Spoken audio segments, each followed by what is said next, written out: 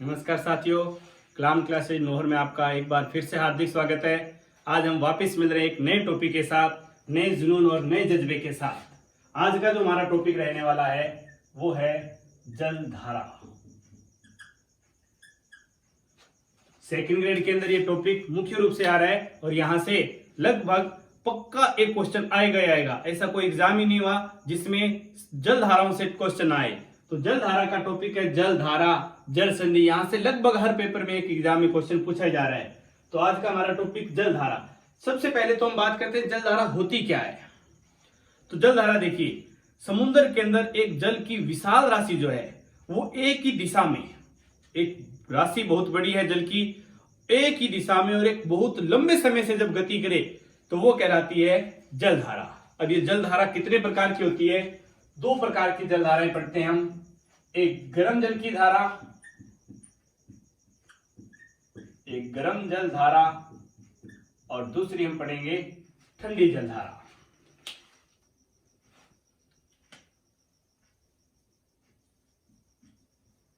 ठंडी जल धारा। अब दोनों की क्या क्या खास बात रहने वाली है उस पर चर्चा करते हैं। पहले बात करते हैं गर्म जल की धाराओं की और फिर हम चर्चा करेंगे ठंडे जल की धारा। तो गर्म जल की धारा देखिए कहां पर चलती है। गर्म जल की धारा चलेगी भूमध्य रेखा से ध्रुवों की ओर, भूमध्य रेखा से ध्रुवों की ओर। अगर हम बात करें तो ये है ग्लोब। ग्लोब के बिल्कुल बीचों बीच होती है भूमध्य रेखा और किनारों पर है ध्रुव। तो यहां पर सूर्य की किरणें सीधी होगी तो भूमध्य रेखा पर क्या रहेगा? हमेशा तापमान ज्यादा रहता है, ध्रुवों पर तापमान कम। तो यहां से ज्यादा तापमान से कम तापमान की ओर जाएगी तो धारा कैसी होगी? गर्म। तो भूमध्य रेखा से ध्रुवों की ओर चलेगी गर्म जल की धारा। या फिर इसी बात को हम दूसरे शब्दों में लिख सकते हैं, निम्न अक्षांशों से, निम्न अक्षांशों से उच्च अक्षांशों की ओर। बात एक ही है कि भूमध्य रेखा यानी कि 0 डिग्री, 0 डिग्री से 23.5 उत्तर में कर्क रेखा, 23.5 दक्षिण में मकर, फिर 66.5 उत्तर में और 66.5 दक्षिण में। तो 23.5 से 23.5 के बीच जो है वो अक्षांश कहलाते हैं हमेशा निम्न, यानी कि छोटे। वो 66.5 से ध्रुवों तक जो है वो 90 तक, 66.5 से 90 तक ध्रुवों तक जो है वो अक्षांश क्या कहलाएंगे? उच्च अक्षांश। और बीच के जो रहेंगे वो अक्षांश कौन से होंगे? मध्य अक्षांश। तो देखिए, निम्न अक्षांश यानी कि भूमध्य रेखा और उच्च अक्षांश यानी कि ध्रुवों की ओर। तो निम्न अक्षांशों से उच्च अक्षांशों की ओर जो जल धारा चलेगी वो हमेशा कैसी होगी? गर्म जल की धारा होगी।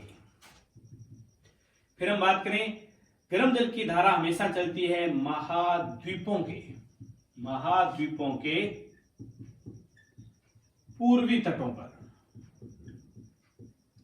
महाद्वीपों का पूर्वी तट बोल दीजिए या फिर इसे बोल सकते हैं महासागरों के पश्चिमी तटों पर। महासागरों के पश्चिमी तटों पर भूमध्य रेखा से ध्रुवों की ओर चलेगी, निम्न अक्षांशों से उच्च अक्षांशों की ओर चलेगी, महाद्वीपों के पूर्वी तटों पर गर्म जलधारा चलेगी, या हम कह सकते हैं महासागरों के पश्चिमी तटों पर।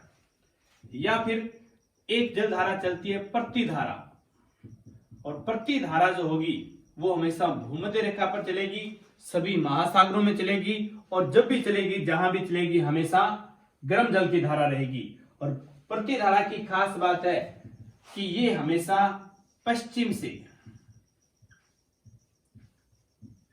पूर्व की ओर चलेगी। प्रतिधारा जो है ये पश्चिम से पूर्व की ओर चलेगी। तो दोनों की उत्तरी और दक्षिण को बांटते हुए, यानी कि भूमध्य रेखा के ऊपर पश्चिम से पूर्व गर्म जल की धारा जो चलेगी उसका नाम रहेगा हमेशा प्रतिधारा। तो ये गर्म जल की धारा है। अब बात करते हैं ठंडे जल की धाराएं। इसका ठीक विपरीत जो रहेगा वो हमेशा ठंडे जल की धारा। तो देखिए, ये गर्म जल की धारा भूमध्य रेखा से ध्रुवों की ओर, तो ठंडे जल की धारा ध्रुवों से भूमध्य रेखा की ओर, या फिर हम इसे कह सकते हैं कि गर्म निम्न अक्षांशों से उच्च अक्षांशों की ओर थी, तो ठंडी उच्च अक्षांशों से निम्न अक्षांशों की ओर।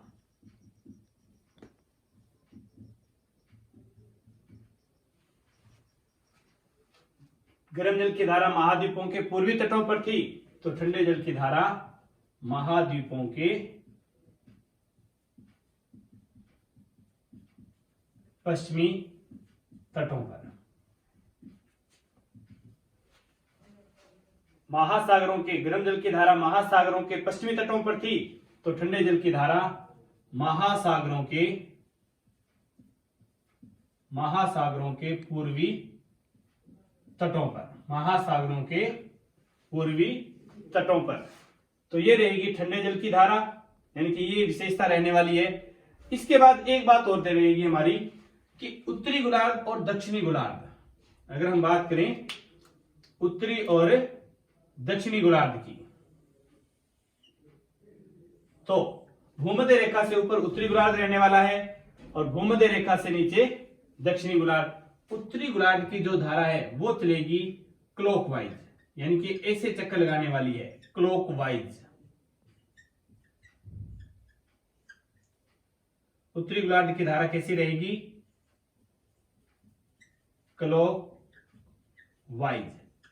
जबकि दक्षिणी गोलार्ध की जो जलधारा रहेगी वो रहेगी एंटी क्लॉकवाइज, एंटी क्लॉकवाइज। उत्तरी गोलार्ध की जलधाराएं क्लॉकवाइज चलती है, जबकि दक्षिण की एंटी क्लॉकवाइज। तो ये धाराओं की सामान्य बातें हैं। इसके बाद हम चर्चा करते हैं, तो वो रहेगी एक एक महासागर की धाराएं। ये सामान्य बात होगी, धारा दो प्रकार की होगी, गर्म और ठंडे जल की धारा, जिनकी हमने सामान्य बातें जो थी वो हमने देख ली। अब हम एक एक महासागर को लेकर चलते हैं, जिसमें सबसे पहले हम बात करेंगे अटलांटिक महासागर की धाराएं, जो हम हमारे नेक्स्ट वीडियो में देखेंगे। आज के लिए इतना ही, धन्यवाद, जय हिंद साथियों। और जल्दी से चैनल को लाइक और सब्सक्राइब कर दीजिए और ज्यादा से ज्यादा इसको शेयर कीजिए। धन्यवाद साथियों।